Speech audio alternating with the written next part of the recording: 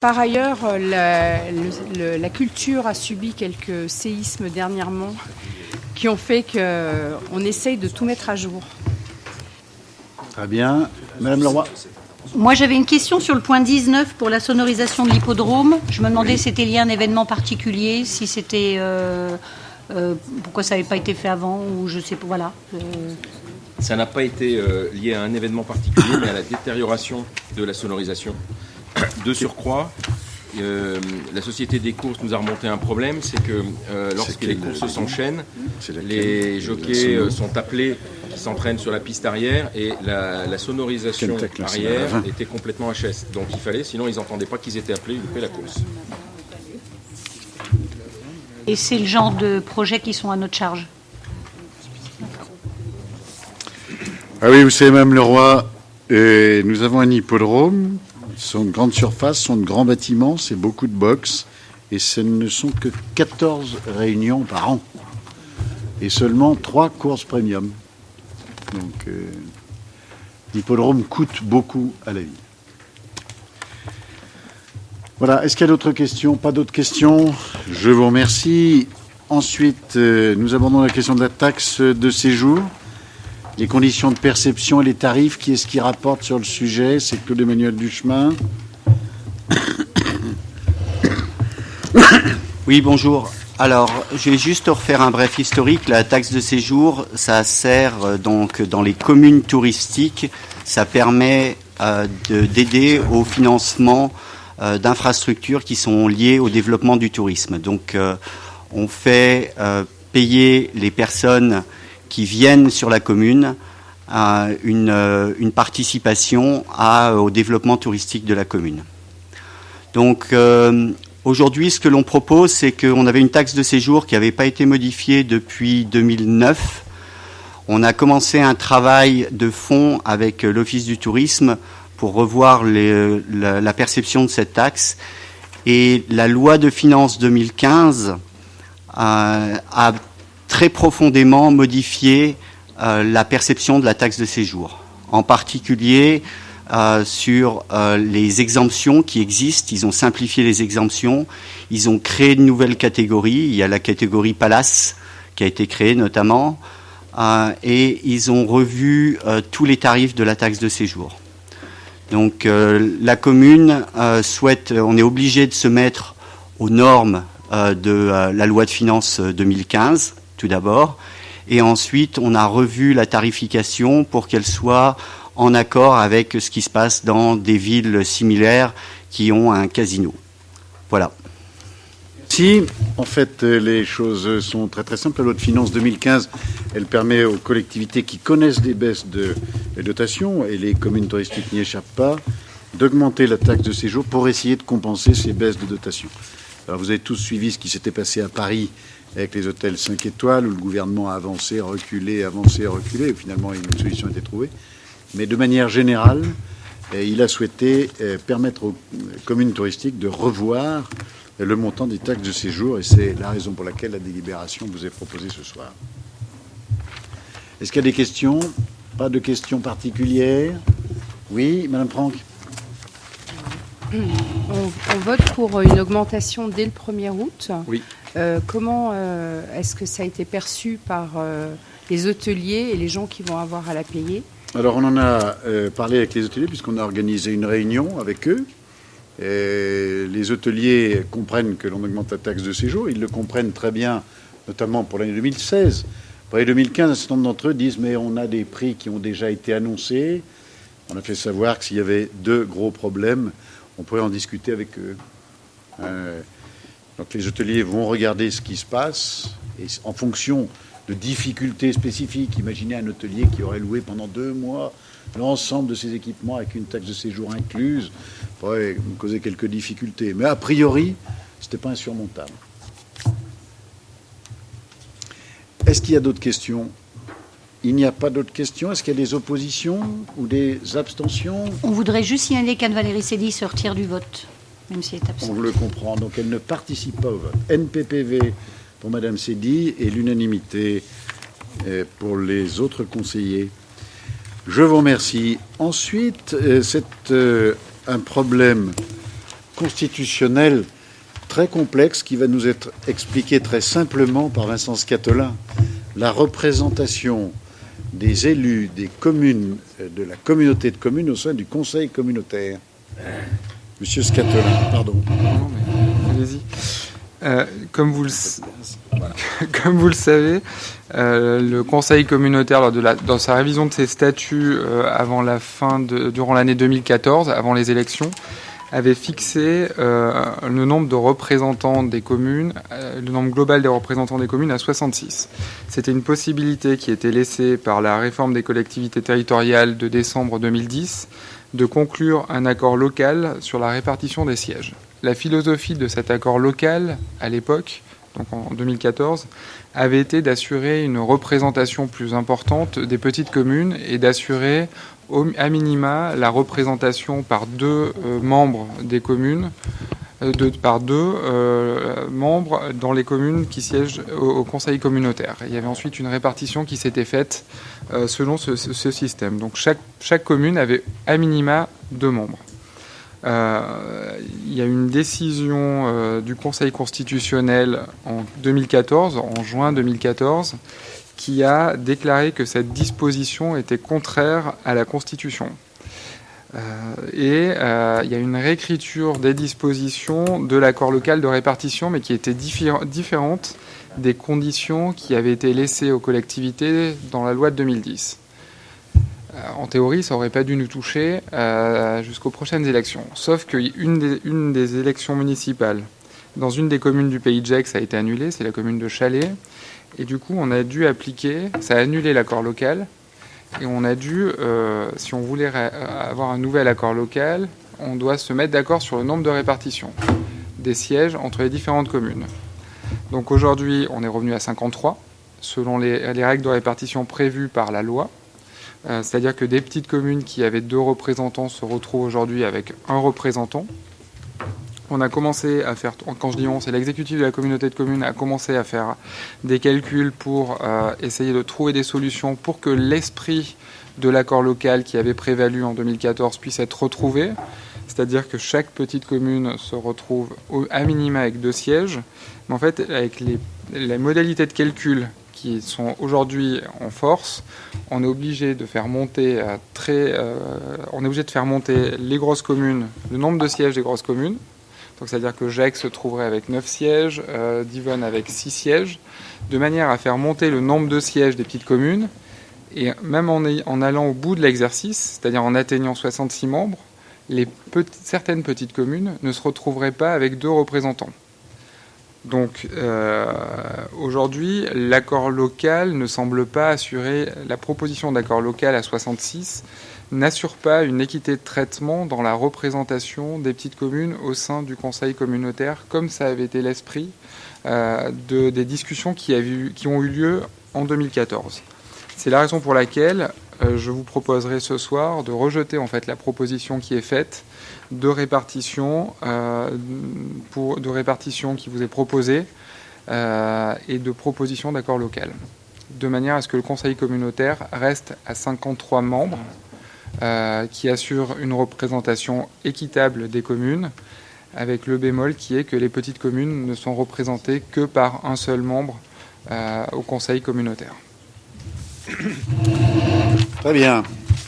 Voilà, en fait, le Conseil constitutionnel veille désormais en France à ce que les élus, quels qu'ils soient, soit au niveau parlementaire, soit pour les sénateurs ou députés, que leur représentation soit proportionnelle à la population. Alors que jadis, la représentation tenait compte d'autres critères, notamment des critères d'espace. Nous avions des cantons qui n'avaient que 5-6 000 habitants et qui avaient un conseiller général, alors que d'autres, dans le Pays de Gex, en avaient 30 000 et en avaient un aussi. Et désormais, le Conseil constitutionnel ne l'accepte plus, ce qui est une énorme erreur, à mon avis. Enfin, on ne peut pas porter de jugement sur le Conseil constitutionnel lui-même, mais sur les conséquences politiques, elles sont dramatiques pour notre pays. C'est une surreprésentation des zones urbaines et une sous-représentation des zones rurales, ce qui est un changement très profond dans l'histoire de notre République. Mais le droit est ce qu'il est, la loi est ce qu'elle est. Désormais, c'est la proportionnalité. Voilà. Donc, moi, je vous incite à suivre l'avis de l'excellent rapporteur, et de voter contre de manière à ce qu'on reste à la situation que Vincent Scatolin a indiquée. Moi, j'ai présidé le conseil communautaire pendant 18 ans et j'ai toujours veillé à ce que les petites communes soient bien représentées. J'ai même une thèse que les 27 communes devraient chacune avoir 2 représentants. Il devrait y avoir 54 conseillers communautaires et on ne devrait pas tenir compte de la puissance de la commune. Parce qu'en France, il n'y a pas de grands maires et de petits maires. Il n'y a que des maires de communes. Et ils ont des grosses ou des petites communes, mais ils sont maires d'une commune. Et ils ont, à mon avis, les mêmes droits que le maire d'une commune plus puissante. Je trouve que la représentation proportionnelle n'est pas, à mon avis, pas une bonne chose. Voilà. En plus, vous avez d'excellents maires dans des petites communes. Je ne dis pas qu'il y en a des mauvais dans les grandes, mais il y en a d'excellents dans les petites. Voilà.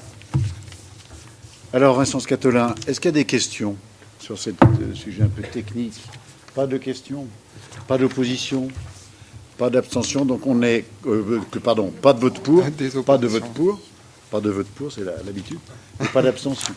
Donc la délibération est rejetée. Je vous remercie. Le point suivant, il s'agit de la convention entre l'Office du tourisme, le montant de la subvention pour l'année 2010. Qui est-ce qui rapporte sur ce sujet? Eh bien, c'est moi qui rapporte. Et je rappelle que nous avons prolongé la convention du 20 février et jusqu'au 31 décembre 2015, la convention qui nous lie à l'Office du tourisme. Je rappelle par ailleurs que l'Office du tourisme bénéficie de 3 sources de financement. La première sont les actions propres qu'il mène. Il rend des services, il peut se faire rémunérer pour ces services. La deuxième source, c'est la taxe de séjour que nous percevons et que nous lui reversons. Et la troisième source, c'est une subvention que nous fixons tous les ans. Nous proposons pour cette subvention qui, en 2014, était de 330 000 euros, nous vous proposons de la ramener à 300 000 euros. Je rappelle que nous avons appliqué à toutes les associations d'Yvonne, sans exception, des diminutions de participation du fait des diminutions des recettes de la commune. J'observe d'ailleurs que c'est le cas partout en France. Je lisais un article du journal Le Monde. Les associations vont supprimer 30 000 emplois du fait de ces diminutions de subventions. Mais cela étant dit, à Divonne-les-Bains, comme vous l'avez noté, vous avez voté tout à l'heure une délibération qui va permettre d'augmenter la taxe de séjour. C'est-à-dire que le budget de l'Office du tourisme va rester absolument constant. Ce qui perd sur la subvention, il les récupérera sur la taxe de séjour, les lois de finances de la République de 2015. Voilà, donc il vous est proposé de décider ce soir d'une subvention de 300 000 euros. Est-ce qu'il y a des questions? Pas de questions? Pas d'opposition? Pas d'abstention? Je vous remercie. Point numéro 5, c'est la subvention pour les projets événementiels. Dans la convention qui nous lie à l'Office du tourisme, nous avons un paragraphe qui impose à l'Office du tourisme de porter des événements. Et ces événements, évidemment, aient une portée promotionnelle. Alors, il y en a 3 que vous connaissez. Le premier, il s'est déjà déroulé. Ce sont les grands rendez-vous de Divonne. Et cette année, qui nous ont permis d'accueillir notamment le professeur Cyrulnik, qui ont été un grand succès. Le coût est de 25 000 euros. Et nous avons Gourmandive. Et Gourmandive est budgété à hauteur de 28 800 euros. Il se déroulera le 10 octobre. Et puis nous avons bien sûr les fêtes de Noël à 19 130 euros. Donc le total de ces manifestations est de 72 930 euros. Et la commune participe par une subvention spécifique à hauteur de 40 000 euros sur ces événements. Tout à l'heure, quand je parlais des sources de financement, je parlais des sources de financement courantes, hors budget affecté. L'Office du tourisme, il a 3 types de recettes. Et ces 3 types de recettes, ils permettent d'avoir un fonctionnement. Avec la fongibilité, c'est affecté à l'ensemble de ses actions. Et puis dans son budget, il a en dépenses des manifestations spécifiques, et il le fait apparaître pour pouvoir justifier qu'il honore la convention qui le lie à l'Office du tourisme. Voilà. Est-ce qu'il y a des questions? Pas de questions, pas d'opposition, même vote. Je vous remercie. Le point numéro 6, cette fois, c'est une convention avec la STTH. C'est Madame Franck qui rapporte. Alors, dans la convention qui nous lie à la STTH, il y a un article qui prévoit que nous cofinancions chaque année un événement important. On a eu jusqu'à présent des concerts ou des spectacles de Harry Habitant pour l'année dernière, si vous vous souvenez. Cette année, nous avons proposé à la STTH de participer à l'événement Gourmandive en organisant un dîner réalisé par 2 chefs étoilés, 2 chefs 2 étoiles, qui sont Guy Martin, qui est quand même très connu à Divonne, puisqu'il a débuté ici, et Jean Sulpice, qui est un chef aussi 2 étoiles, qui a son restaurant à Val Thorens et qui est régulièrement sur l'émission Top Chef. Donc ces 2 chefs vont orchestrer un dîner ensemble le samedi 10 octobre au soir, qui se déroulera au domaine de Divonne. Voilà. Je ne sais pas si vous avez des questions par rapport à la convention que vous avez dû avoir dans vos dossiers. Très bien. Y a-t-il des questions sur cette convention qui nous lie à la STTH ? Ce que j'ai oublié de dire quand même, c'est le montant. Donc la commune participe à hauteur de 15 000 euros pour ce projet. Très bien. Est-ce qu'il y a des questions ? Pas de questions. Il n'y a pas d'opposition ni d'abstention. C'est le même vote. Je vous remercie. Ensuite, on révise les tarifs de la médiathèque. Madame Franck. Oui, alors la médiathèque, depuis l'origine, n'avait pas modifié ses tarifs d'abonnement.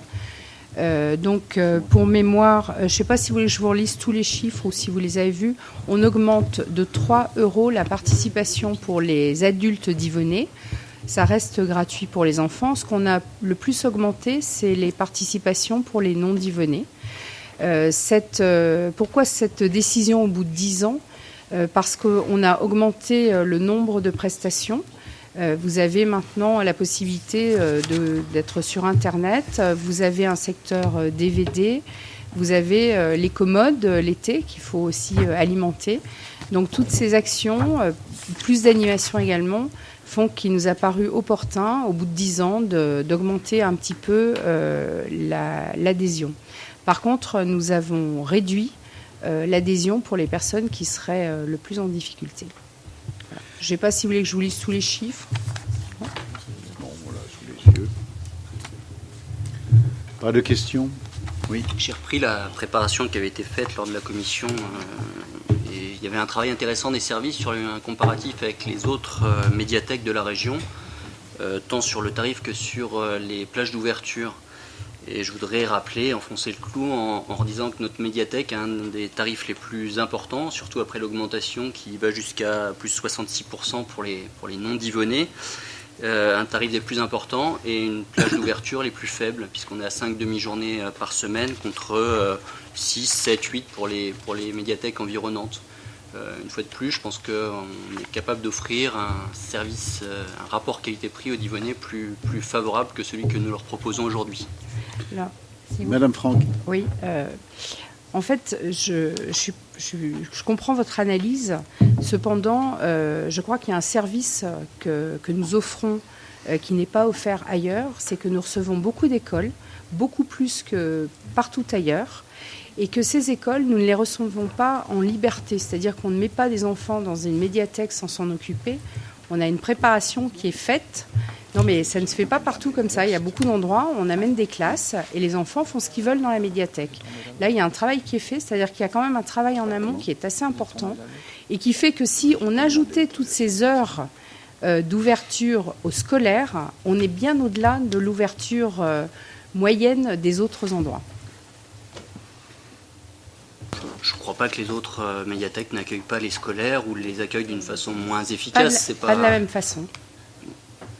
En tout cas, je le redis et je le répète, pour les divonnés qui veulent utiliser la médiathèque, le fait qu'il y ait des plages d'ouverture restreintes me semble peu favorable. Et une augmentation se rajoute là-dessus. On est dans la même logique, on fait moins et on fait payer plus.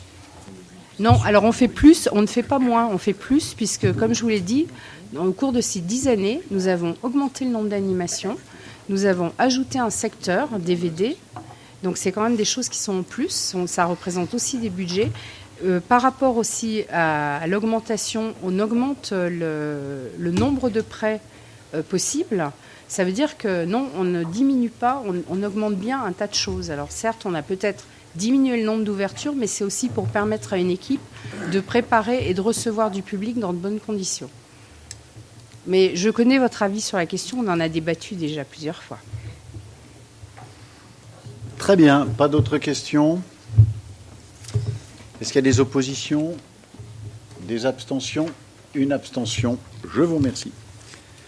Ensuite, Madame Baud pour la cantine scolaire. Madame Baud va laisser la parole à Madame Rochard. Madame Rochard pour la cantine scolaire.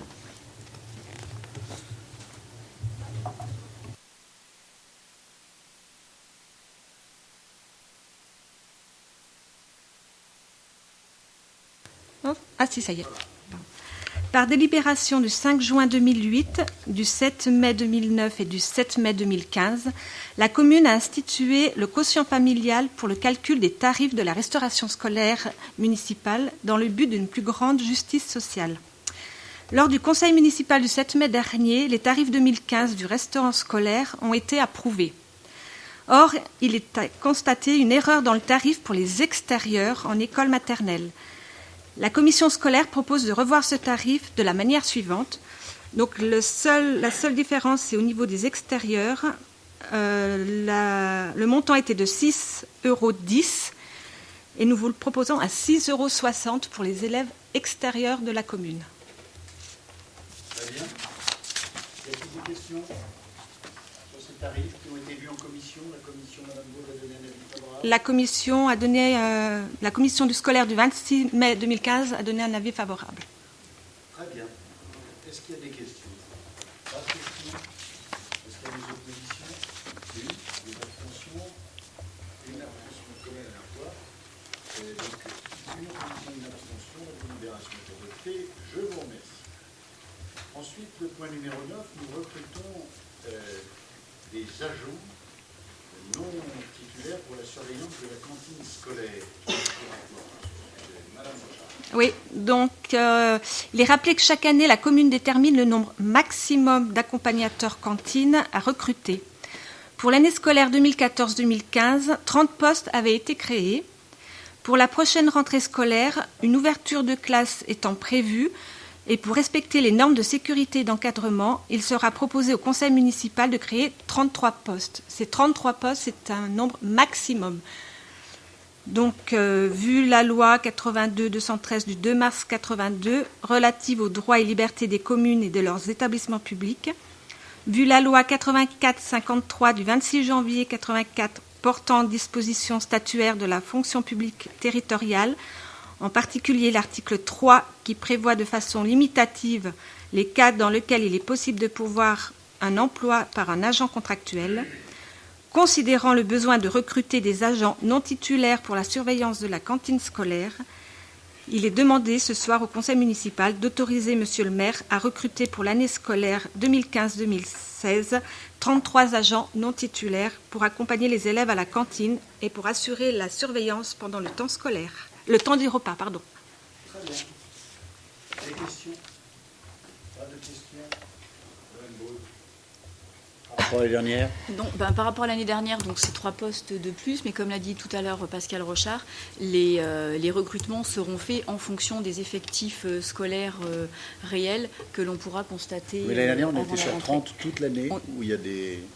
On était sur 30 à peu près toute l'année. On était peut-être parti à 29, on a peut-être dû renforcer un poste puisqu'on a eu une augmentation à Maupassant d'élèves, une quinzaine d'élèves en plus au cours de l'année. C'est l'école où il y a eu le plus d'augmentation des effectifs durant l'année. Très bien. Est-ce qu'il y a des questions? Non, juste pour repréciser aussi, comme l'a dit Pascal, nous avons eu l'accord donc, de l'Éducation nationale pour créer une classe supplémentaire à Guy de Maupassant. Donc il y aura 12 classes à la rentrée de Maupassant. Très bien. Pas d'opposition, pas d'abstention. Je vous remercie. Le point numéro 10, cette fois, sont les activités périéducatives. Voilà. Il est rappelé que dans le cadre de la mise en place des temps scolaires, les activités périéducatives doivent être organisées pour les enfants scolarisés en école maternelle et élémentaire un après-midi par semaine, de 13h30 à 16h30, les mardis à Guy-de-Maupassant, les jeudis aux écoles du centre et les vendredis à Harbert. Ceci, c'était pour l'année 2015-2016. Pour l'année 2014-2015, 30 postes avaient été créés. Et afin d'organiser au mieux ces activités périéducatives et pour répondre au temps d'encadrement exigé par la réglementation, il convient de recruter 33 agents qui interviendront de 13h30 à 16h30, de 1 à 3 jours par semaine.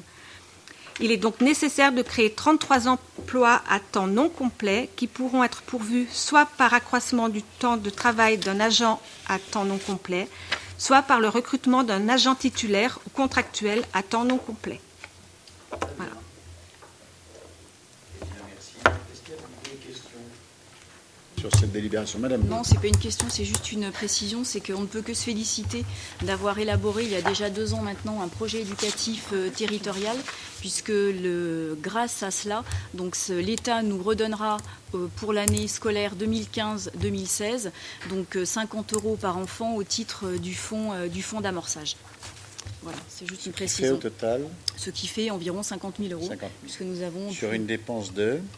ça, je serai en mesure de vous dire exactement combien la nouvelle application avec le décret Hamon nous aura coûté. Je pense qu'on doit être aux alentours de 300 000, Lily. Voilà, aux alentours environ de 300 000 €, sans le fonds d'amorçage.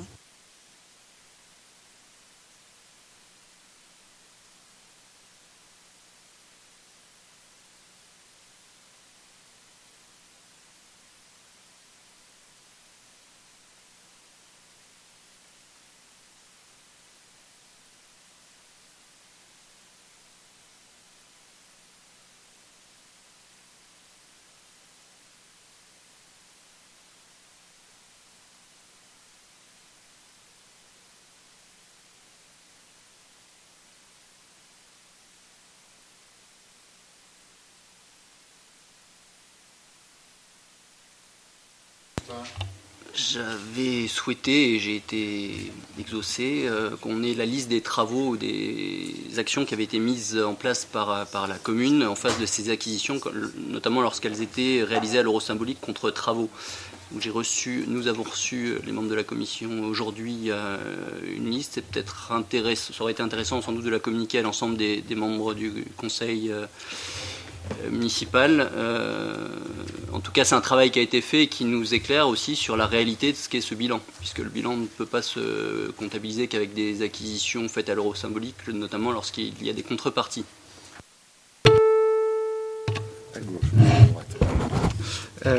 Très concrètement, ce bilan, c'est la synthèse de l'ensemble des délibérations qui ont été prises par ce même conseil municipal sur chacune des sessions.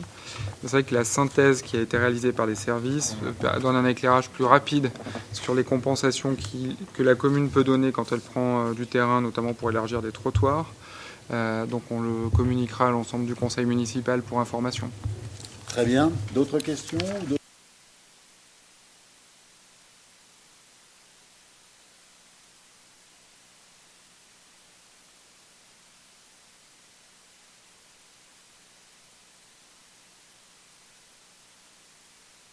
À condition qu'un mètre carré de trottoir ait une valeur.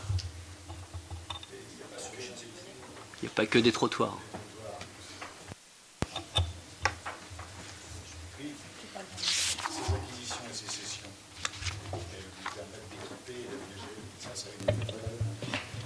Non, simplement une simple observation. Une simple observation, c'est que lorsqu'il y a des cessions et qu'en compensation, on fait des travaux, il faut que ce soit bien précisé dans les délibérations, parce que les cessions gratuites, vous savez comme moi que le Conseil constitutionnel a dit que c'était inconstitutionnel et qu'à la limite, quelqu'un voudrait faire des recours, on pourrait nous les faire annuler. Quand c'est des cessions gratuites, on ne devrait pas faire comme ça, il devrait y avoir une donation de terrain. L'euro symbolique. Non, il faut quand même... même l'euro symbolique, je vous donnerai, j'ai une documentation là-dessus, vous verrez, on la regardera ensemble. Alors, bon, Ça devient de plus en plus contesté parce que l'Europe estime que la puissance publique fait pression sur le vendeur et que c'est contraire au traité de l'Union et à la Convention de sauvegarde qui protège la propriété. il faut qu'il y ait une compensation. Voilà, exactement. Et s'il n'y a pas de compensation, ben, la solution, c'est de le faire sous forme de donation. Ça ne changera rien du tout pour la commune. Hein. Mais je pense qu'un jour, vous aurez un bon avocat, et il en existe, et qui saisira les instances européennes et qui dira ils m'ont obligé à faire une donation, et ils ont fait pression sur moi pour que je donne. Je suis persuadé, c'est pour ça que la meilleure solution, je pense que c'est bien de faire apparaître dans l'acte la contrepartie. Oui, oui, quand il y en a une. Quand il y en a une. Et parfois, il n'y en a pas. Très bien. Est-ce qu'il y a d'autres questions? D'autres observations? Il n'y a pas d'opposition, il n'y a pas d'abstention non plus, le rapport est donc adopté. Et sans désemparer, on passe au point numéro 12, sur le quartier de la gare, la ville de la Grande Champagne, une convention de portage. Alors, c'est une convention, donc c'est dans le cadre de l'aménagement du quartier de la gare. Et on vous propose ce soir d'approuver une convention de portage foncier et de mise à disposition entre l'établissement public foncier de l'Ain et la commune concernant la propriété de monsieur et madame Bernard qui correspond à la parcelle AO numéro 235. Donc en fait la parcelle de monsieur et madame Bernard se situe dans le périmètre élargi du projet de la gare. Cette parcelle borde l'avenue de la Grande Champagne. Monsieur et madame Bernard nous ont rapprochés à travers des discussions diverses et variées pour nous indiquer qu'ils avaient l'intention de quitter leur maison et qu'ils souhaitaient vendre leurs biens. Donc on a demandé à l'établissement public foncier de l'Ain, qui nous accompagne dans les portages fonciers que l'on a sur le périmètre de la gare, de prendre contact avec monsieur et madame Bernard pour leur faire une proposition. Une proposition d'accord de prix et de conditions a été trouvée pour un montant de 947 000 € hors taxe pour une parcelle qui est de 1422 mètres carrés, ce qui représente un prix au mètre carré de 665 €. Le portage a été fixé avec l'établissement public foncier de l'Ain sur une durée de 10 ans par annuité constante. C'est-à-dire, je l'explique parce que la dernière fois on a dû reprendre une délibération. Donc ce sont des annuités d'un montant de 95 800 €, dont la première sera versée le 1er août 2016. Et à cette annuité s'ajoute le frais de portage de l'EPF qui est de 1,5%, dont le premier montant sera de 14 370 € et qui sera dégressif ensuite jusqu'au 1er août 2025, date de la fin du portage, étant donné que le frais de portage est indexé sur le montant restant dû. La commune du coup s'engage à rembourser par annuité constante le capital et on a également validé une convention qui permettra à monsieur et madame Bernard de rester dans leurs biens, je crois, une année maximum à titre gratuit, comme cela avait été le cas avec les autres propriétaires pour lesquels nous avons convenu d'un accord par le biais de l'EPF sur le secteur de la gare. Très bien, merci. Est-ce qu'il y a des questions sur cette délibération? Maître Laurent. Ce n'est pas vraiment une question, mais simplement je voudrais rappeler qu'en commission, on avait voté contre simplement parce que on était un certain nombre à dire que on n'aurait jamais dû élargir le périmètre de l'emprise foncière de la gare parce que ça va nous amener à travers de l'EPF à réaliser pas mal d'acquisitions. Ça coûte quand même à la commune hein, parce qu'on amortit à raison de 10% par an. Et si les choses ne se passent pas comme on le souhaite, c'est-à-dire que si le projet part mal ou s'il ne se commercialise pas, on aura quand même payé des sommes importantes. Voilà la raison pour laquelle on était en commission plutôt contre. C'est pas contre l'idée de se porter caution, c'est plus contre. D'ailleurs, on avait voté quand il y avait l'élargissement du périmètre, on n'était pas d'accord non plus. Donc, on est conforme à ce qu'on avait dit à l'époque où il avait été décidé d'élargir le périmètre. Voilà, simple observation et ce qui explique pourquoi, en tout cas en ce qui me concerne, je ne sais pas les autres, mais on ne peut pas voter pour. C'est la question de l'opportunité. On en parle régulièrement dans le cadre de la commission. Et c'est vrai que il ne faut pas oublier qu'aujourd'hui, une partie des parcelles qui font l'objet d'un portage avec l'établissement public foncier de l'Ain vont être aussi reprises rapidement par l'aménageur que la commune aura désigné une fois qu'elle aura, je pense, en début d'année prochaine, une fois que le cahier des charges aura été élaboré, discuté en commission et ensuite présenté au conseil municipal. On a imaginé un calendrier à la rentrée. Donc c'est vrai que peut-être pas forcément directement le portage concernant la propriété de M. Bernard sera repris par l'aménageur, mais on peut imaginer que le portage relatif à la propriété de M. et Mme Grima, qui a fait l'objet d'une délibération qui est déjà passée dans ce conseil, puisse être directement repris par l'aménageur. Donc c'est-à-dire que le portage, la collectivité l'aura assumé pour une année. Je n'ai plus la date en tête du portage de Grima, mais elle l'aura assumé pour une année. Après, très clairement, le jour où le conseil municipal a décidé de mettre un périmètre de sursis à statuer sur le périmètre élargi de la gare, la conséquence derrière de la mise en place de ce périmètre, qui est au titre de l'article L110 du Code de l'urbanisme, la conséquence était que derrière, on ait une politique d'acquisition foncière active et qu'on puisse, autant que faire se peut, et dès qu'il y avait des projets, pouvoir faire des acquisitions. Parce qu'on se retrouve très concrètement avec des propriétaires qui ont signé des contrats avec des promoteurs et qui ont une entente avec des promoteurs, qui déposent un permis. Le permis, dans le cadre du L110, on peut y opposer un sursis à statuer. Et du coup, les propriétaires disent, nous, on n'a pas de vision temporelle sur la réalisation du projet, donc on ne sait pas à quel moment le permis pourra être délivré, ce qui nous pose un problème parce que nous, si le permis n'est pas délivré, purgé de recours, le promoteur ne s'engage pas à nous verser la somme qui nous permettrait de partir et d'aller au bout de notre projet, parce que souvent, quand un propriétaire vend une maison, c'est qu'il a un projet, soit de rejoindre ses enfants dans le sud de la France, soit un projet de vie qui est différent. Donc c'est très clairement, derrière, ces propriétaires se retournent aussi vers la collectivité, et c'est pour ça qu'on a passé un contrat avec l'établissement public foncier pour qu'ils aient des crédits affectés sur l'opération de la gare à Divonne et qu'ils puissent répondre à ces cas-là. Parce que c'est le cas de M. Bernard correspond aussi à ce cas-là. Donc c'est la raison pour laquelle, oui, on a des portages qui sont importants sur ce secteur, mais je pense que c'est des portages qui sont des portages relativement courts. Je pense qu'on en fera la démonstration dans le cours de l'année 2016. Et l'EPF est vraiment un outil à destination des collectivités qui leur permet, à moindre frais, de pouvoir faire de la réserve foncière et mener des opérations d'aménagement, dans notre cas d'aménagement de centre-ville, de restructuration urbaine d'importance. Voilà, je crois que M. Scatolin a parfaitement répondu sur les 4 points qui structuraient votre explication de vote. Le premier point, c'est les propriétaires. Quand vous dites à un propriétaire, écoutez, finalement, on va attendre, on n'est pas tout à fait prêt, l'opération du quartier de la gare se fera dans 1 an, dans 2 ans, vous avez des propriétaires qui sont vendeurs immédiatement. Et la commune, avec le PF, répond à leur demande. Le deuxième argument qui me paraît important, c'est l'argument de l'aménagement. Et vous dites, mais pourquoi est-ce que vous sortez de l'immédiat périmètre du quartier de la gare?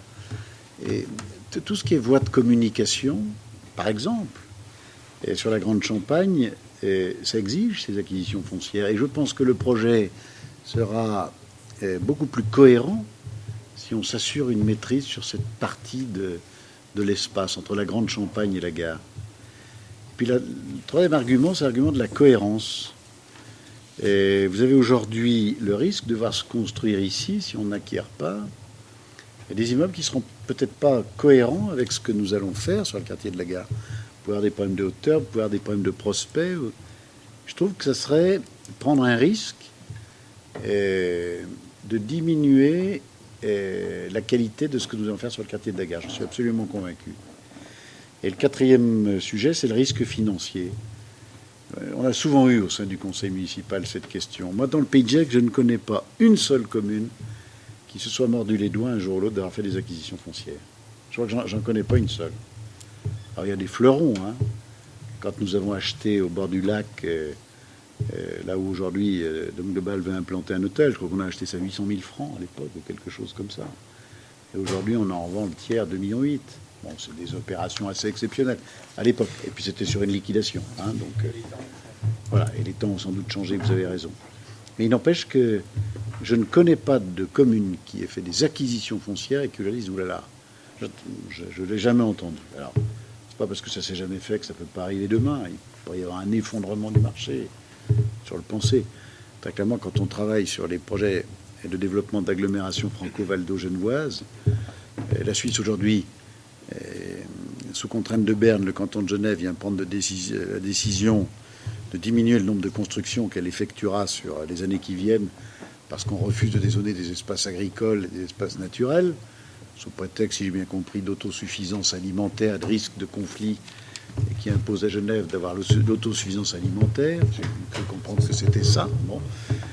Donc très clairement, la pression, je ne la vois pas diminuer maintenant. Voilà, les prix peut-être, mais le risque, moi, alors très clairement, je n'y crois pas une seconde. Mais si ça se produisait, ce serait véritablement une catastrophe, et pour les collectivités locales, et pour les frontaliers. Nous sommes d'accord. Monsieur Augustin, vous vouliez rajouter quelque chose ? Oui, un point important qui a été également débattu en commission. Vous parliez de l'accès stratégique, le fait de créer des voies de communication.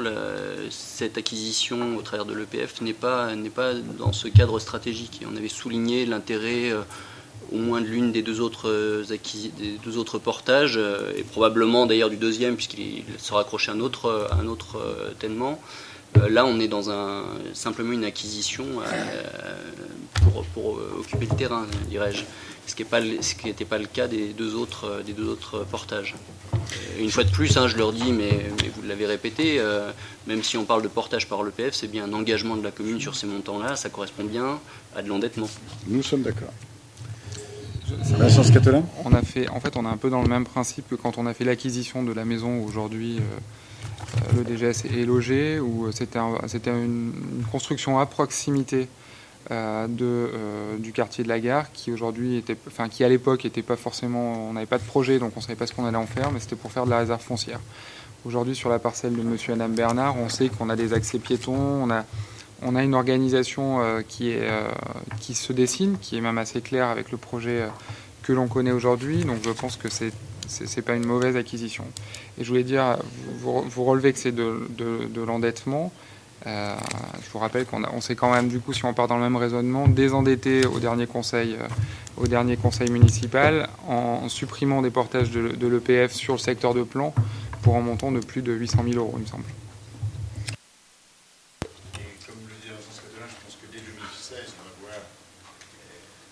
Pas un désengagement massif, mais on peut imaginer un désengagement partiel significatif, disons. C'est le but. Voilà.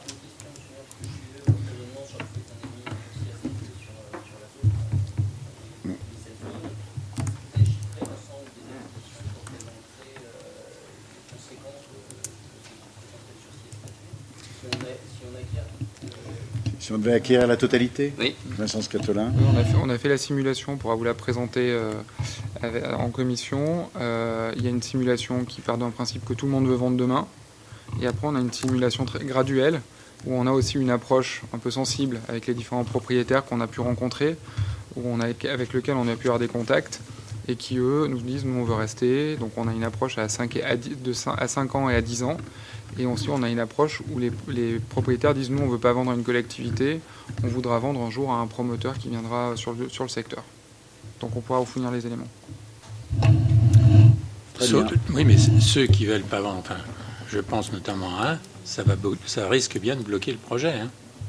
Mais qu'on soit bien d'accord, c'est cette phase-là, notre objectif, c'est que le développement... Aujourd'hui, c'est des secteurs qui sont constructibles en zone UAJ, je crois, de mémoire. Donc, c'est des secteurs qui pourraient partir à la construction avec différents immeubles. D'ailleurs, on a déjà vu arriver des projets sur certaines des parcelles où on avait des immeubles qui étaient, pour l'un, dans le sens perpendiculaire au Jura, pour les autres, dans le sens parallèle au Jura. Et en fait, aujourd'hui, ce qu'on souhaite simplement, c'est organiser l'urbanisation de ce secteur, c'est faire en sorte que les développements qui puissent se faire de manière conforme à ce qui a été imaginé dans le schéma directeur proposé par Nicolas Michelin. Ce schéma directeur, dans sa version définitive, il sera traduit en orientation d'aménagement sur ce secteur-là de Divonne. L'orientation d'aménagement qui existe aujourd'hui sur le périmètre de la gare, elle sera modifiée pour être conforme au schéma directeur. Et sur le secteur des parcelles concernées entre la rue de la Cité et l'avenue de la Grande Champagne, il y aura des orientations qui permettront aux propriétaires aussi de réaliser, s'ils le souhaitent, l'opération conformément au projet qu'on a souhaité par Nicolas Michelin. Après, il restera la question des équipements qu'il va falloir régler et qu'il faudra affiner dans le cadre des orientations d'aménagement. Mais très concrètement, si les propriétaires... On sait que cette deuxième phase, la maîtrise foncière, elle n'est pas quasi totale comme l'est la première phase où l'ensemble des parcelles, enfin 80% ou 85% appartiennent à la mairie, où on sait que c'est un projet qui va partir de suite. Sur la deuxième phase, on sait qu'on va faire du travail un peu dans la dentelle, avec un rythme un peu différent. Et on sait qu'aujourd'hui, cette deuxième phase, elle risque de se développer selon un échéancier qui sera peut-être dans 5 à 10 ans. Ou on peut aussi avoir une situation qui serait une situation peut-être idéale pour la collectivité et pour les riverains, c'est que sur ce secteur, un opérateur fasse l'acquisition de l'ensemble des biens et décide de développer l'ensemble. Voilà. Mais aujourd'hui, il y a une réalité du terrain, une dureté foncière qui est claire, parce qu'on a rencontré des propriétaires qui ont dit « Nous, on est bien ici, on est bien dans notre maison, on n'a pas envie de partir, on a des enfants, on verra quand nos enfants seront plus là ce qu'on décide de faire. » Voilà. Et on verra aussi si un jour il y a un promoteur qui nous propose une dation qui nous intéresse. Là aujourd'hui la mairie nous propose la mairie.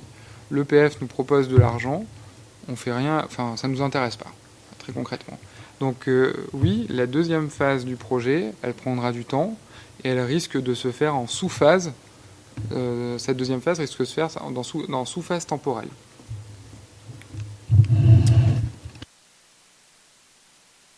Une question technique. On a revoté des délibérations de portage par manque de tableau d'amortissement. On n'a pas de tableau d'amortissement, c'est normal? Le tableau d'amortissement n'est pas joint. Il est joint, je ne crois pas. Moi, je l'avais dans mon dossier. Vous ne l'aviez pas? Et il n'est pas joint à la note de synthèse? Il est visé dans le projet de délibération comme pièce annexe. D'accord. On a revoté des délibérations avec les tableaux présents dans la délibération. C'est pour ça que je pose... Ouais. Mais je pense que, fort de ça, les vérifications ont dû être faites pour qu'on n'ait pas à revoter. Voilà. Ah.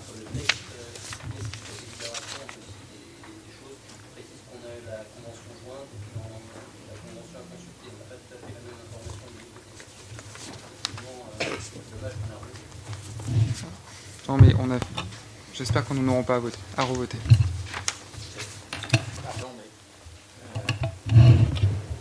Si on lit le projet de délibération, l'amortissement, c'est par annuité constante sur 10 ans, c'est ça? C'est ça, oui. Je le lis là, non? Oui, mais lors d'une dernière délibération qu'on a reprise, on avait détaillé, on avait mis le tableau dans le corps de la délibération, avec l'ensemble des sommes. Ce qui n'a pas été reproduit ici. Alors j'imagine que les vérifications ont été faites et que du coup le corps de la délibération convient. Très bien. Pas d'autres questions? Oui. Pas d'autres observations? Donc on note bien au procès-verbal que M. Bernard ne participe pas au vote et qu'il a quitté la salle. Est-ce qu'il y a des oppositions? 1, 2, 3 oppositions, des abstentions. Valérie aussi. Avec les procurations. Ouais. Oui, vous tenez compte du pouvoir. Monsieur Di Stefano est donné un pouvoir. Oui, à moi. Très bien. Et point suivant, c'est une demande d'aide de la région Rhône-Alpes pour les travaux. Et Civicope, c'est que la région Rhône-Alpes, dans ses compétences, a le soutien à la filière bois et aux travaux forestiers. Et à ce titre-là, nous demandons une subvention d'un montant de 14 469 € sur une somme de 14 464 € sur une subvention de 2 169,65 €. Pas de questions? Pas d'opposition ni d'abstention. Je vous remercie. Les garanties financières. Donc, Finacité pour 3 prêts, un montant total de 178 000 €. On peut peut-être passer toutes les délibérations en même temps. Donc, la 14, la 15. C'est tout. Oui, donc merci Monsieur le maire. Donc, en préambule, donc, ces 2 délibérations annulent et remplacent des délibérations que nous avons prises en avril, et puis la seconde, donc la 15, en janvier.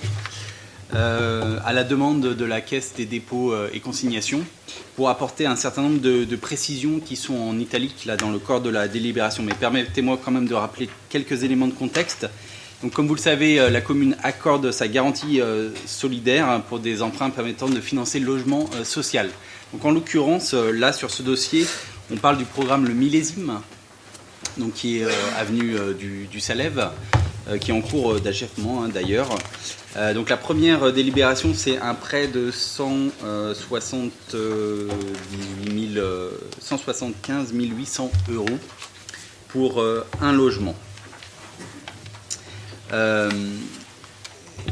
Donc là, c'est une régularisation administrative qui est demandée.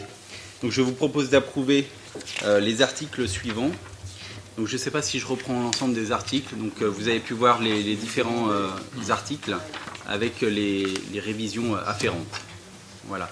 Et donc sur la seconde délibération, donc là, même chose, à la demande de la Caisse des dépôts et consignations. Là, c'est pour 4 emprunts d'un montant total de 842 600 € pour l'acquisition de 9 logements collectifs, toujours sur le programme Le Millésime.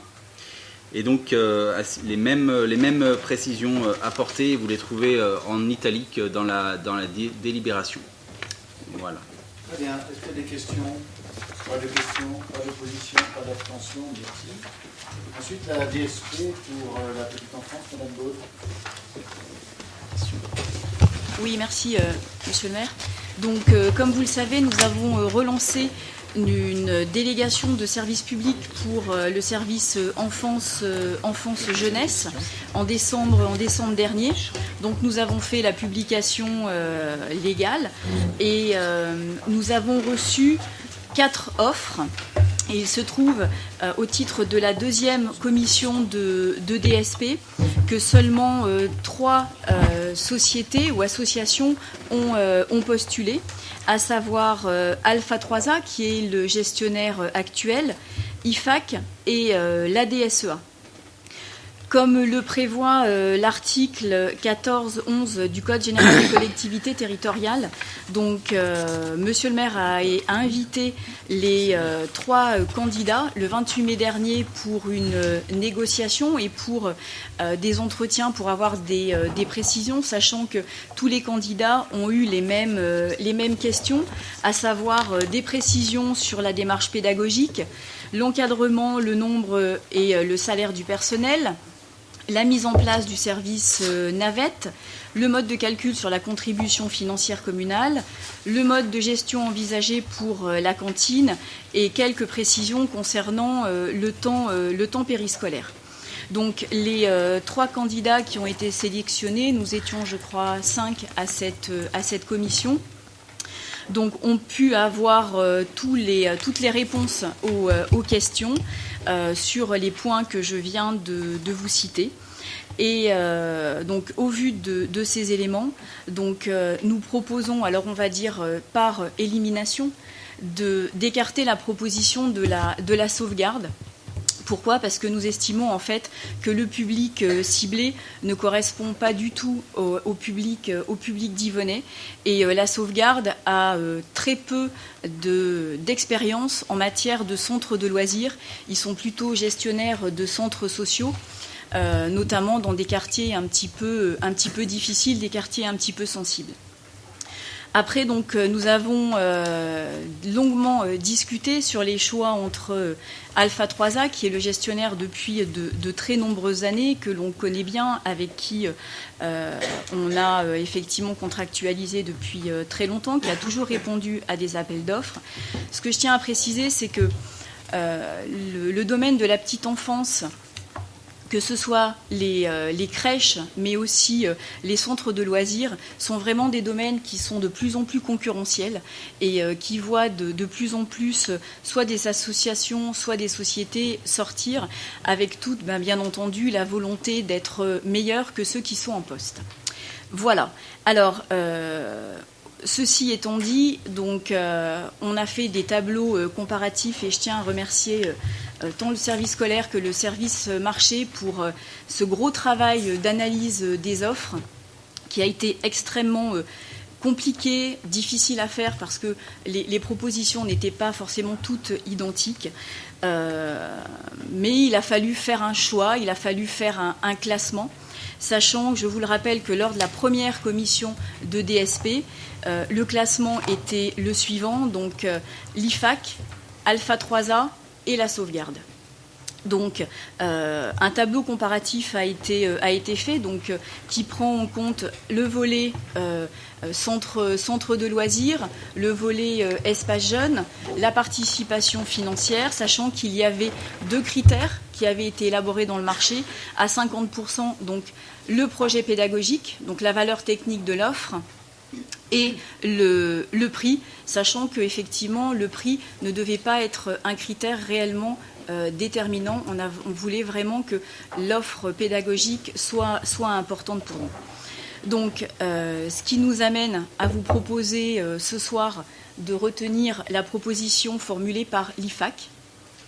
Pourquoi ? Vous avez tous lu le rapport, mais je vais rapidement vous repréciser les points, on va dire, positifs. Je ne veux pas dire que la proposition d'Alpha 3A n'était pas bonne, mais la proposition de l'IFAC nous a paru meilleure, mieux construite, et je vais vous donner donc plus d'explications.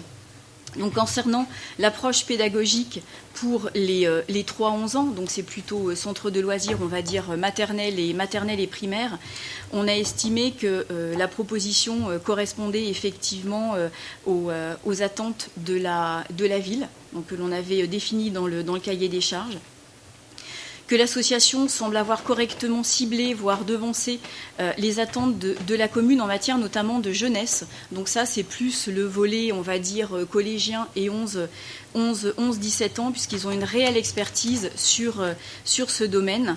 Même si l'IFAC n'a pas d'expérience dans la gestion et dans l'animation de conseil municipal des jeunes, comme nous avons, nous estimons qu'en tant que professionnels de l'animation, en tant que professionnels de l'enfance, ils arriveront de toute façon à trouver toutes les ressources parce qu'il s'agit avant tout là de l'élaboration de projets, du suivi et bien sûr de l'animation de groupes de jeunes qui requiert, pour l'avoir vécu notamment avec Pascal Rochard, une formation et des aptitudes. Ce n'est pas Isabelle Leroy qui, je crois, me contredira sur ce point-là. Ensuite, concernant le fonctionnement, donc on a estimé que les contraintes familiales locales étaient bien appréhendées et que l'IFAC a vraiment montré un réel désir donc d'assouplir les délais d'inscription, de mettre en place aussi des facilités au niveau de l'annulation, parce que ça aussi, ça a été souvent relevé, donc une certaine rigidité, comme nous l'avons modifié l'année dernière dans notre règlement sur la cantine, et l'étude surveillée qui avait été un sujet de discussion lors du comité de pilotage. Donc une étude surveillée sera mise en place sous certaines conditions, et ça, l'IFAC en était bien conscient. Ensuite, un point extrêmement positif qui nous est apparu, c'est la réelle volonté de l'IFAC de travailler avec tous les acteurs éducatifs locaux, qu'il s'agisse de la mairie, des associations et bien entendu de la commune, puisqu'il y a une réelle dynamique de collaboration qui est proposée entre l'IFAC et la commune, où vraiment on est vraiment sur une dynamique vraiment de la ville. Tout ça ne veut pas dire que la proposition d'Alpha 3A n'était pas bonne, loin de là, mais il a fallu faire des choix. Il a fallu faire des choix dans l'intérêt général, dans l'intérêt des enfants, dans l'intérêt de la collectivité. Donc je ne vous cache pas que si vous l'acceptez ce soir, donc c'est effectivement une réelle page qui se tourne, puisque l'association Alpha 3A a toujours accompagné la commune. Malheureusement, dans tout marché, entre guillemets, j'allais dire, dans toute compétition, il y a des bons, mais il y a des meilleurs. Donc on a estimé que l'IFAC a été meilleur, et donc c'est pour cette raison que je vous proposerai de retenir l'IFAC. Donc pour le marché de délégation de services publics qui rentrerait en application au 15 août 2015 jusqu'au 31 décembre 2019. Très bien, des questions? Moi, j'ai plusieurs remarques. La première, ça concerne donc dans la délibération, il y a marqué vu l'avis de la commission scolaire du mois de mai. On n'en a pas du tout parlé en commission scolaire, ce qui fait que le 26 mai, ça n'a pas été à l'ordre du jour. C'est à l'ordre du jour de celle de la semaine prochaine. Ce qui fait que je suis un petit peu contrariée d'avoir à accepter un choix soit de l'IFAC, soit d'Alpha 3A, parce qu'en fait, on n'a pas eu accès au tableau. Alors en fait, ça n'a pas à passer en commission scolaire. En fait, la semaine prochaine, on vous présentera le nouveau prestataire, puisqu'il sera validé ce soir. Mais c'est une commission spéciale, une délégation. Donc c'est juste que dans le projet de délibération, où il y a marqué vu l'avis de la commission scolaire, il faut le retirer, puisque ça n'a pas été mis en commission scolaire. Moi, j'aurais besoin d'avoir des précisions quand même sur le fait que l'IFAC va intervenir à partir du 15 août, c'est-à-dire en plein milieu des congés scolaires, donc en plein milieu des activités du centre de loisirs des vacances d'été. Ça veut dire que du vendredi au lundi, les enfants changent d'animateur, changent d'activité, changent d'encadrement. En fait, si vous voulez, dans les délégations de services, c'est comme dans les marchés, il y a la continuité du service et la continuité des contrats de travail. Donc tous les agents en poste changeront en fait d'employeur, pour bien sûr ceux qui l'acceptent, aux mêmes conditions salariales, aux mêmes conditions de contrat. Donc effectivement, il faudra être très réactif, puisque dans 6 semaines, il y aura peut-être un changement de gestionnaire. Parce que donc sur les congés scolaires, donc les projets sont faits. Je veux dire, chaque thématique du centre de loisirs a lieu à la semaine. Ça veut dire que la semaine du 16 août, l'IFAC arrive avec. Non, il y aura une continuité. D'accord. Il y aura une continuité. Donc ils prennent en fait les projets d'Alpha 3A qui a monté tout le dossier sur les 2 mois d'été. L'IFAC leur prend. Alors ça ne veut pas dire que. Ça. Alors après, l'IFAC aussi a dans son projet une formation des agents, puisque chaque structure a son propre projet pédagogique, a ses propres formations pour les agents. Mais là, c'est vrai qu'ils resteront plus qu'1 jour. En plus, le centre de loisirs ferme la dernière, si ma mémoire est bonne, ferme quasiment la dernière semaine. Ça fait 2 semaines. Voilà, donc ça fait une semaine de continuité. Une semaine, en fait. Il ferme le 28 août, en fait, la semaine. Voilà, donc la semaine avant la rentrée. Très bien, d'autres questions ? Donc il y a effectivement aucun changement jusqu'au 1er septembre. Donc l'IFAC a déjà succédé à Alpha 3A, et ce temps de passation, puisqu'on peut l'appeler comme ça, c'est toujours très bien déroulé, en bonne intelligence. Nous, communes, on sera bien attendu force de proposition, et on accompagnera les gestionnaires, l'ancien et le nouveau, pour que tout se passe dans les meilleures conditions. Oui, Claude-Emmanuel Duchemin. Oui, je voulais juste abonder sur ce que Véronique Baud a dit, ayant participé à cette commission. Le temps que l'on a passé avec les différentes personnes qui faisaient les propositions a été très intéressant, et c'est vrai que on voyait très bien l'IFAC sortir du lot sur sa volonté en particulier de travailler vraiment avec la commune et avec tous les autres acteurs. Et aussi quelque chose qu'on nous a toujours demandé, c'est qu'il y ait plus d'animation pour les jeunes, mais la tranche pas comme en primaire, mais la tranche collégien. Et ils ont vraiment montré des solutions et des propositions très innovantes. Donc je pense qu'on fait un choix très judicieux aujourd'hui, avec une nouvelle dynamique, et surtout pour donc cette catégorie de jeunes. Voilà, d'autres interventions ? Non, pas d'autres interventions. Je vais vous proposer de passer au vote. Qui s'abstient ? 2 abstentions. Qui s'oppose ? La délibération est adoptée. Point numéro 16, délégation de services publics. Non, c'est le 17, c'est ça. Et on est sur le Café de la Gare, une étude d'urbanisme et de composition urbaine, Vincent Scatola. En fait, il s'agit d'un marché complémentaire pour ANMA, donc pour le bureau de Nicolas Michelin, ce qui est dans le cours de l'élaboration du projet, du scénario, du schéma d'aménagement, pardon. Il a fallu confronter et faire travailler ensemble le bureau ANMA avec le groupement Lindea Légacité pour la mise en place, l'actualisation du plan masse au regard des programmations, la question de l'intégration des plans du rez-de-chaussée avec la programmation commerciale, la question du stationnement. Donc en fait, c'est ce travail avec le bureau Lindea Légacité qui n'était pas prévu dans le marché de base avec ANMA, qu'on vous propose d'adopter ce soir pour un montant de 12 300 €. Très bien, des questions? Pas de questions? Des oppositions? On en avait parlé en commission. Oui, la commission avait donné pour ce dossier-là un avis favorable. Ouais. Monsieur Augustin? Ah non, je m'apprêtais simplement à voter contre parce qu'on a donné un complément de marché pour Légacité pour travailler avec Nicolas Michelin. Maintenant, on donne un complément pour Nicolas Michelin pour travailler avec Légacité. Je pense qu'effectivement, on manque un peu de visibilité sur les étapes de ce projet. Enfin, une fois de plus, je comprends la démarche, mais on avance à tâtons. En fait, très concrètement, il y avait un avenant qui était prévu dans le marché qui a été donné à Nicolas Michelin, un avenant d'environ 14 500 €. Et en fait, c'était des prestations qui n'ont pas été assurées par Nicolas Michelin, par le bureau de Nicolas Michelin, qui ne devaient pas être des prestations de discussion avec le bureau Lindea Légacité.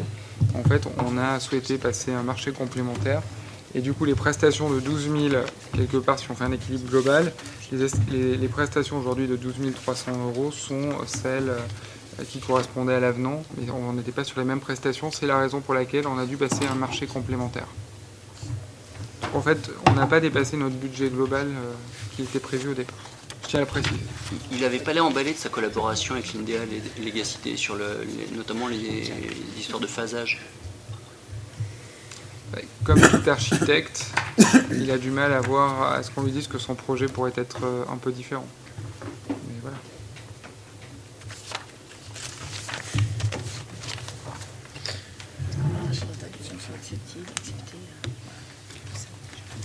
Moi, je vote contre.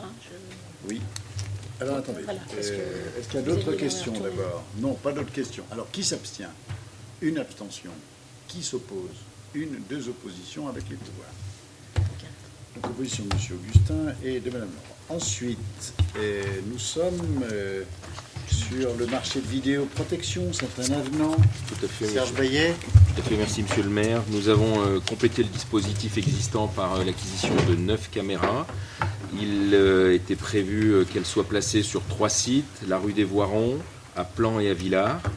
Malheureusement, sur le site de Villars, nous avons rencontré un problème technique d'installation, de raccordement à la fibre optique, si bien qu'il était techniquement impossible de fixer les caméras. Et sur les conseils et la recommandation de la police municipale, elle a souhaité renforcer le dispositif sur le centre-ville, au carrefour de la Grande Rue et de l'avenue du Mont-Blanc.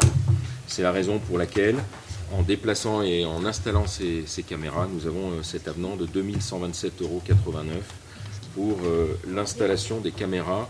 Au vu de ce qui s'est récemment passé au centre-ville, je pense qu'elles sont tout à fait bien indiquées à cet endroit.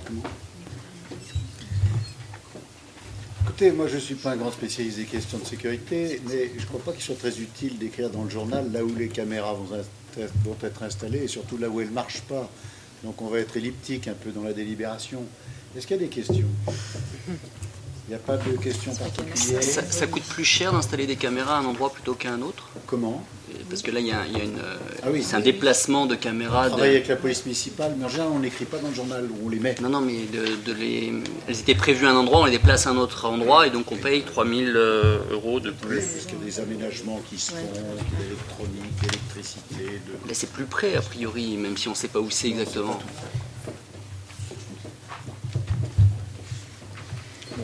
Voilà. Est-ce qu'il y a d'autres questions? Pas d'autres questions? Est-ce qu'il y a des oppositions? Des abstentions? Oui. Une, deux, trois oppositions. Vous vous opposez? Non, je m'abstiens. Les oppositions. Il faut aller moins vite, monsieur le maire, s'il vous plaît. Parce qu'on arrive Une plus à voter. opposition.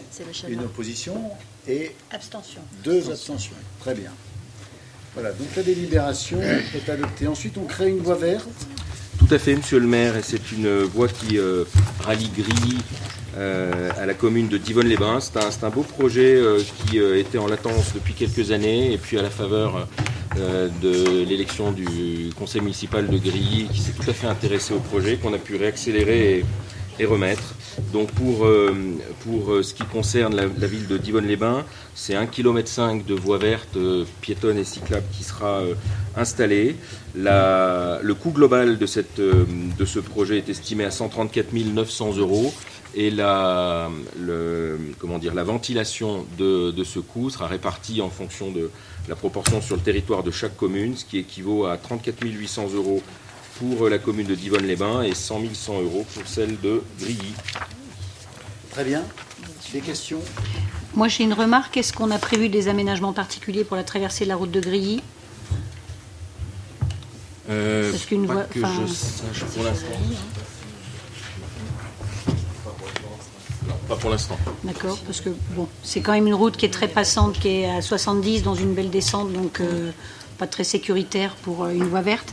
Et on n'a pas envisagé plutôt que de reprendre le tracé de la voie ferrée, de descendre plus au sud pour reprendre plutôt du côté des étangs ou des choses comme ça. Ça n'a pas été étudié. On suit la voie de chemin de fer. La voie de chemin de fer. On Et s'appuie si sur le train revient, on mettra les vélos sur le train. Voilà, sur le train.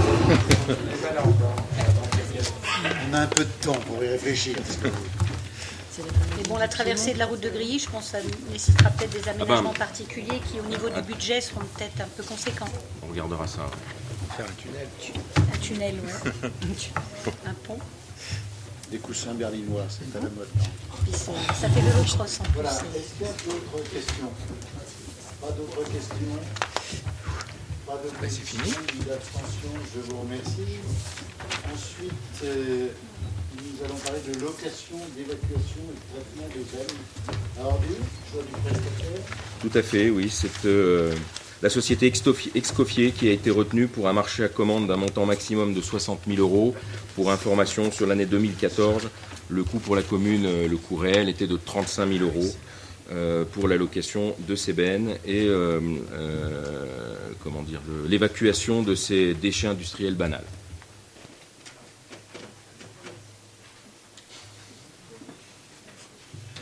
Très bien. Est-ce qu'il y a des questions? Pas de questions, pas d'opposition, pas d'abstention. Je vous remercie. Je vous propose de rajouter un point à l'ordre du jour.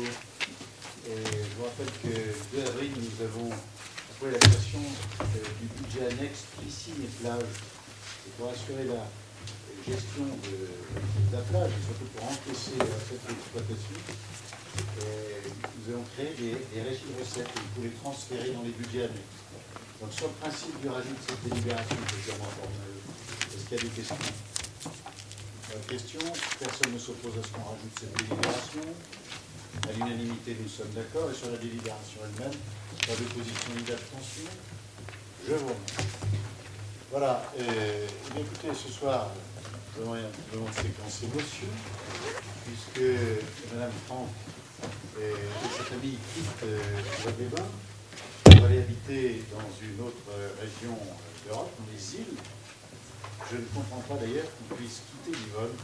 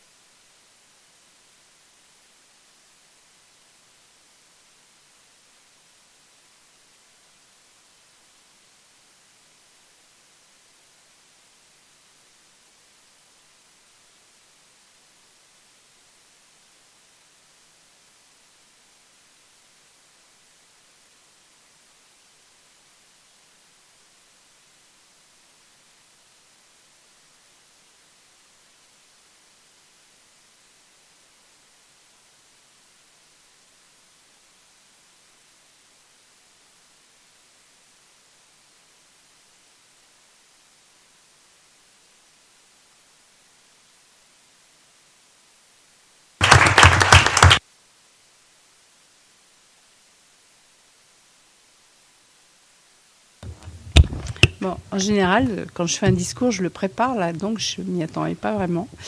Je vous remercie déjà, monsieur le maire, de ce que vous venez de dire.